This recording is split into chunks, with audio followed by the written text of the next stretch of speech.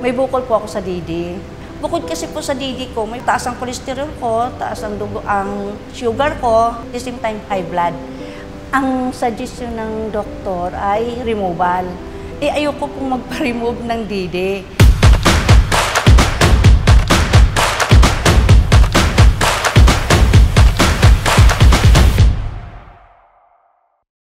Ako po si Julieta Bico, taga Muntinlupa City, 61 years old. May bukol po ako sa didi. Nangyari to 2017, pagkatapos pagkagaling ko ng Dubai, nagpapa-bio ako, lahat laboratory ginawa. Pero ang finding naman ng doktor, hindi naman siya cancer, pero benign siya, kahit benign siya, active pa rin daw po siya. Ang suggestion ng doktor ay removal. Ayoko pong magpa-remove ng didi.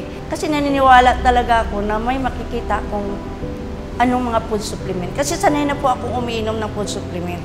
Kahit anong klaseng food supplement na nakikita ko doon sa TV o sa ano man, tinatry ko talaga lahat yan. Ngayon, ang nangyari, may no-offer sa akin kasi ganun din yung ingredients na yon. Nakikita ko doon, mas marami siya. Kaya sinusubukan ko siya kasi sa dami kong food supplement na tinitake, hindi ko nakikitaan ng improvement doon sa didi ko.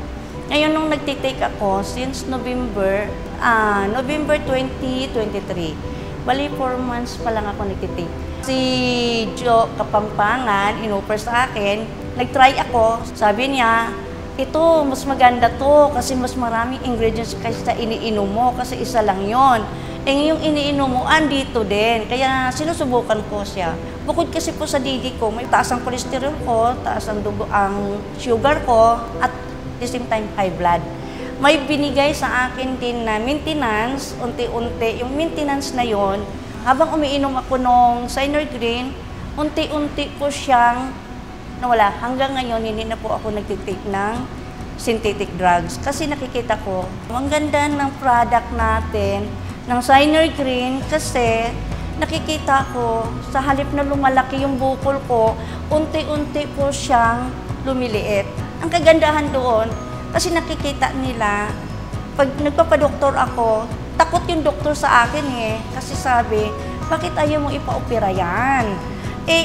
Iba na yung kulay, hindi na maganda yung kulay. Ngayon, sa awa ng Diyos, nung nag-take ako ng Synergreen, Diyos ko, pasalamat talaga ako kasi gumanda yung kulay, bumalik sa dati, wala na yung kulay itim na ano.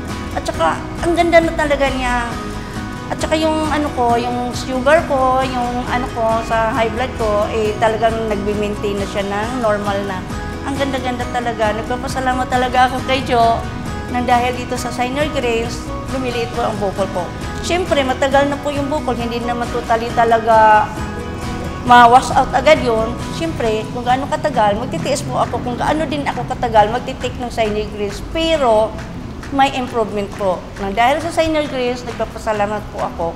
Dahil yung bukol ng didi ko, paunti-unti talaga siyang lumiliit. Baw talaga ako doon sa Synergreen. Kung sino man yung makapanood, try lang po ninyo yung product. Maganda, hindi po kayo magsisisi. Ito ang aking kwento ng Synergreen. Salamat po.